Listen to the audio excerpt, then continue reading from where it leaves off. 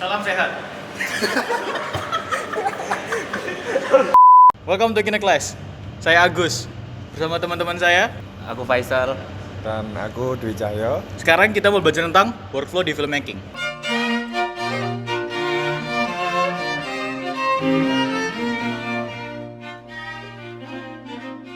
Langsung aja nih. Jadi Mas Dwi ini kemarin habis menang Mas ya. Menang apa ini? Belum menang sih, masih masuk nominasi aja. Menang filmmaking. Menang apa tadi Mas? Menang apa?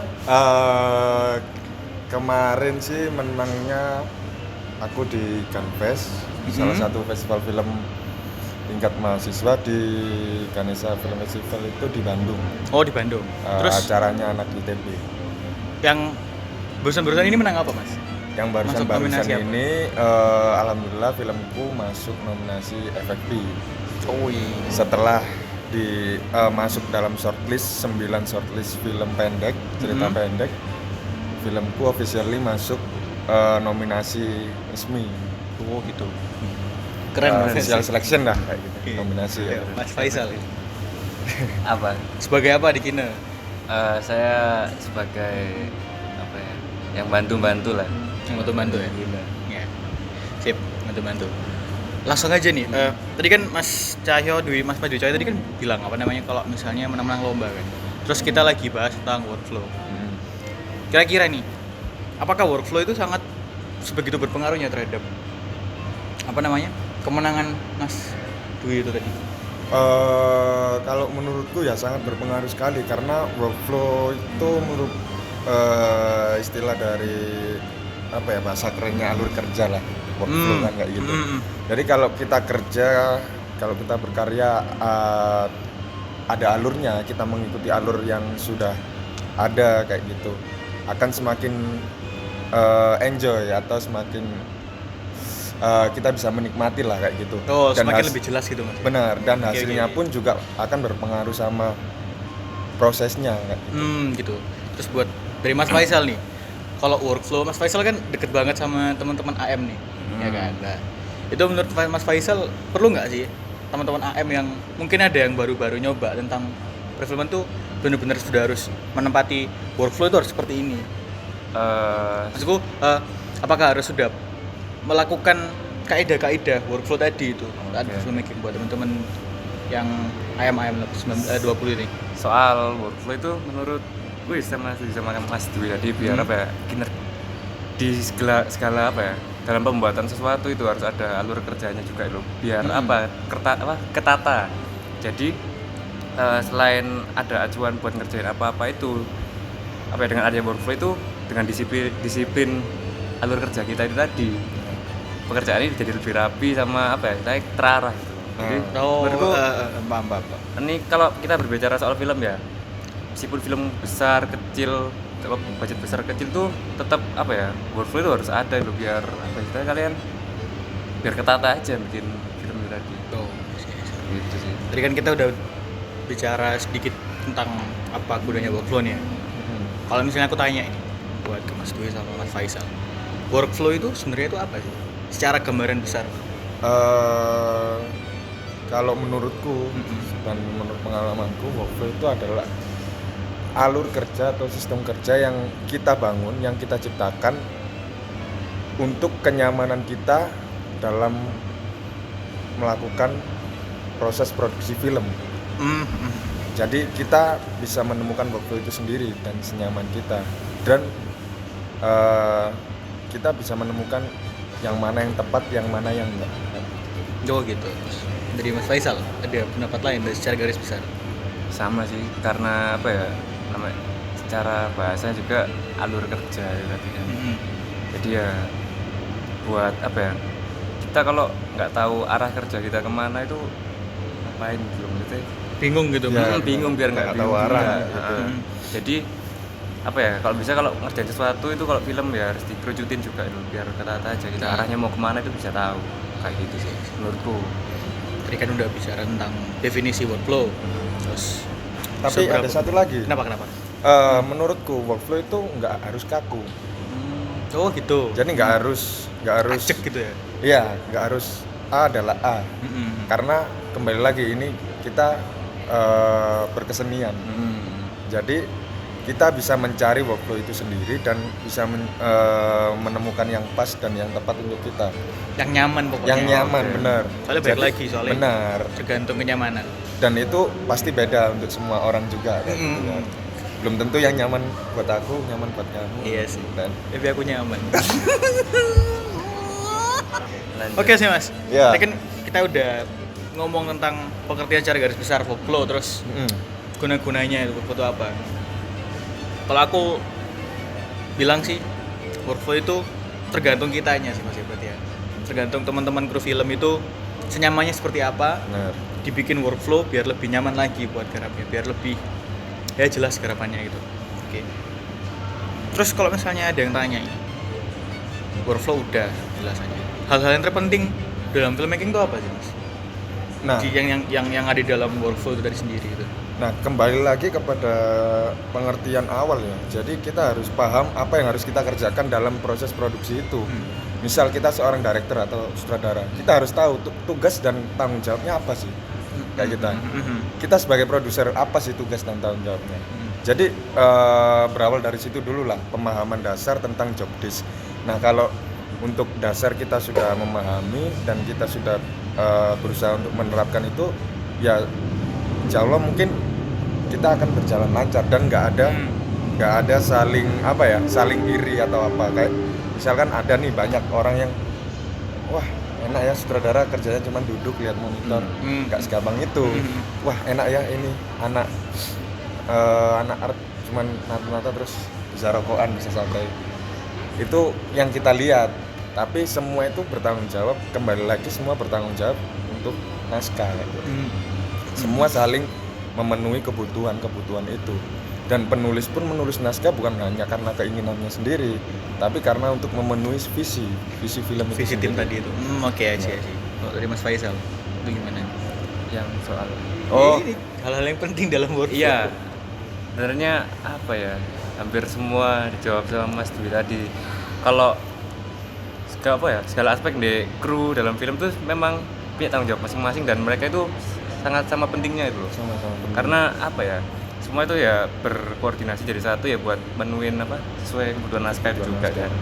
Dan apa ya, soal kayak semua itu sebenarnya imbang, cuma porsinya itu kelihatannya beda-beda aja. Kayak tadi sutradara dibilangin cuman duduk memantau layar gitu kan, tapi sebelum waktu produksi juga ada pra produksi di mana sutradara juga memusingkan bareng-bareng loh. Semuanya sama pusingnya juga, sama beratnya juga ya, tergantung kelihatannya aja seperti itu sih.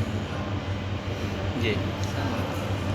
Mungkin tadi udah dijelasin tentang apa aja yang penting dalam workflow, terus definisinya apa. Langsung aja Mas. Tahapan-tahapan workflow itu apa sih? Kalau dalam film ya, Iya, dalam film setahuku sama aku bikin kayak gini itu, yang pertama jelas ada praproduksi. Di pra itu ya mulai dari brainstorming, terus bikin naskah, bikin kalau DOP itu storyboard, apa yang mau divisualisasiin, terus rangkaian cerita gimana, begitu. Terus yang kedua itu ada produksi, itu eksekusi dari yang diajarin di pra itu tadi. Terus pasca produksi itu tahap editing filmnya kita. Terus yang terakhir ini ada distribusi, jadi itu film kita itu mau dikemanain, entah kita film di artis aja atau mungkin di screening kan, atau mau ditembusin festival-festival kayak filmnya Mas Dwi ini tadi. Seperti itu. Setahu gua ada 4 itu aja, pra, produksi, pasca produksi, sama distribusi. Oh, jadi gitu. Mungkin Mas Dwi udah lama nih di bidang perfilman di luar kampus kan. Mungkin workflow di luar kampus itu apakah sama dengan yang dijelaskan sama Mas Faisal tadi itu, atau ada bedanya gitu? Menurutku sama sih, entah itu di dalam ataupun di luar kampus, karena yang ku pelajarin selama ini adalah workflow film mungkin secara lebih ke apa ya, kalau dibilang industri bukan industri juga, yang profesional lah, secara profesional. Nah itu sama juga tahapannya, ada pra, pro, pasca, sama distribusi, pasti itu. Namun yang harus diperhatikan lagi adalah itu kan workflow keseluruhannya. Hmm. Yang harus dikembalikan lagi adalah workflow di tiap job list-nya ini lah. Misal Iya, produser. iya. Produser punya workflow sendiri nih untuk menjalankan tugas dan tanggung jawabnya. DOP punya workflow sendiri. Editor punya workflow sendiri. Jadi selain workflow secara general, secara produksi film, setiap pemangku job list ini punya workflow-nya sendiri dan itu bisa mereka temukan sendiri dan senyaman mungkin. Tapi kalau dalam skala profesional setahu saya workflow ini sudah ada dan tinggal kita gimana mau menemukan cara sendiri ataukah kita mengikuti. Oh gitu. Senyamannya lagi ya. Kembali lagi ke orangnya. Berarti lebih detail berarti kalau mau Iya, lebih benar. profesional gitu. Nggak cuma 4 step tadi tapi ada step khusus buat setiap job to job tadi. Benar. Oke. Tadi udah dijelasin pasca pro tahapannya, terus definisi, terus kalau misalnya gini, kita kan sebagai anggap aja teman-teman ini awam semua dalam bikin filmmaking tuh kan. Nah, kita ini nggak tahu workflow yang benar itu gimana, referensinya itu gimana. Kalau misalnya mereka ini melakukan workflow yang salah, dampaknya itu apa sih mas? Kira-kira? Terserah, siapa dulu? Mas dulu ya. Masih dulu aja, oke, sip. Menurutku kesalahan itu hal yang biasa, Mas. Jadi nggak ada patokan itu harus kita melakukan sesuatu itu harus benar. Menurutku nggak ada patokan kayak gitu karena di dunia ini ada dua hal, benar salah, tepat tidak tepat dan yang kontradiktif lah. Kalau kita nggak pernah salah, kita juga nggak pernah benar kayak gitu. Jadi menurutku kesalahan itu adalah proses belajar. Ya udah kita salah aja terus. Malah menurutku mending gitu. Kita salah aja terus sampai kita bosen salah, akhirnya kita menemukan satu, oh ini benar. Tapi kalau kita udah bener terus, wah nggak mungkin. Kita bener terus kita nggak pernah salah. Kita bisa-bisa jatuh kayak gitu sih. Jadi menurutku kesalahan bukan hal yang apa ya, hal yang perlu memalukan ditakutkan atau gitu ya? iya kayak gitu. Jadi kita ya udah kita proses aja karena dalam setiap kesalahan itu ya disitulah proses belajar kita kan. Terus dari Mas Faisal mungkin Iya sih, maksudnya gimana? Apa ya, kayak kesalahan teknis dalam kerjaan tuh ya udah hal yang wajar juga itu, tinggal kita gimana nyusahin dari masalah itu tadi, masalah itu tadi. Terus soal apa, kalau kita sebagai awam salah tahap kerjanya itu mungkin bisa jadiin pengalaman buat kedepannya kita mau kerja lagi, seperti itu kan ya. Kayak apa ya, misalnya karena kita nggak tahu apa yang kita rencanain di waktu kita praproduksi itu nggak mesti selalu sama di lapangan juga waktu kita kerja gitu kan. Jadi tinggal kita bagaimana kita nyesuaiin apa ya, nyelesain masalah itu tadi sama nyusahin sama keadaan aja. Itu sih. Jadi kan udah dikasih tahu apa namanya, kenapa salah itu nggak apa-apa sebenarnya. Nggak apa-apa. Ada nggak tips-tips buat teman-teman AM nih waktu apa namanya, waktu produksi film? Ya. Ini teman-teman kan habis tur-tur nih, kan mungkin masih ada lagi kan, Masih ada. meski ya mungkin ada di luar kine atau dalam kine itu kan masih ada produksi sendiri tuh mereka ini. Mungkin ada tips dari mas-masnya tentang Masalah. workflow yang baik dan benar itu apa, kenapa dan kenapanya gitu. Kalau aku sih mungkin workflow tiap orang juga beda-beda kan, senyaman mereka. Cuma itu tadi, kalau kita istilahnya, kalau di film kan ini namanya kerja kelompok juga kalau kasarnya. Kita harus sama-sama disiplin dalam menaati apa ya, aturan-aturan yang ada gitu. Jadi kalau kalian ada namanya deadline, itu disiplin deadline ya kita situ ya segitu. Terus kalau kalian memang kalau workflow harus kerja senyamanmu, tapi ingat kalian punya teman-teman yang lain. Jangan terlewat nyaman sama nyamanmu Nyaman sendiri. sama, iya benar. Itu jadi kalian nyaman dalam artian nyaman secara bersama, bukan secara individu gitu. Kalau aku dari istilahnya disiplin aja kalau buat pengerjaan itu. Jangan gampangin satu sama lain, meskipun ini kerja sama tetap kita punya tanggung jawab masing-masing.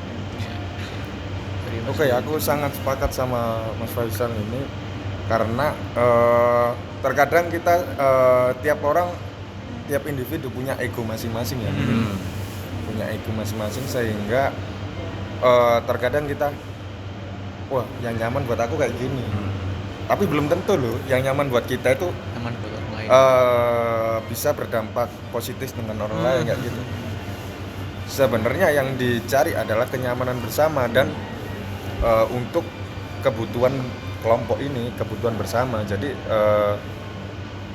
di dalam kerja kolektif kayak gini menurutku kita harus mengesampingkan ego dulu. Kita harus bisa berpikir sebentar, ini ego apa ini ideologi, Harus bisa bedain ini tuh. prinsip apa ini egoku. Nah, Iya, kita harus benar-benar bisa memetakan itu dulu. Kalau kita nggak bisa memetakan itu, ya jadinya bakal semerawut gitu. Itu sih. Dan kalau dalam produksi film sih yang bertugas mengawal workflow itu setahu aku produser. Oh, ada produsernya berarti. Produser benar. Jadi produser ini yang sangat bertanggung jawab untuk mengawal workflow-nya atau mengatur atau mengontrol workflow dalam produksi film. Jadi ketika ada di lapangan, ketika syuting ada perbedaan pendapat gitu ya, misal sutradara dengan anak art atau apa gitu, sehingga terjadi cekcok atau apa, disitulah peran produser Oh iya. untuk mengingatkan, ini nggak gini loh workflow-nya, ini gini loh. Nah itu tugas utama produser sih harusnya. Sampai banyak lagi itu workflow merupakan kesinambungan antara Semuanya. tapi yang diatur oleh produser tadi. Dikontrol. bukan? Dikontrol Iya. oleh. Nah, mungkin itu aja sih dari kita ya. Iya. Oke, teman-teman, itu tadi penjelasan workflow dari teman-teman kita. Ini ada Mas Dwi, ini ada Mas Faisal. Mungkin kalau teman-teman ada kereta, masih melebu kereta ya kan? Gisel. Nah, itu tadi penjelasan workflow dari teman-teman. Ada Mas Dwi tadi secara profesional, lalu ada Mas Faisal secara Bantu-bantu. Enggak. Ya secara basicnya lah, secara standar. basicnya yang sangat dekat buat teman-teman AM. Mungkin teman-teman kalau ada pertanyaan atau ada mau diskusi bareng-bareng buat kita, boleh ditulis di kolom komentar, nanti bakal kita jawab. Oke. So, see you next class. Bye bye. Thank you.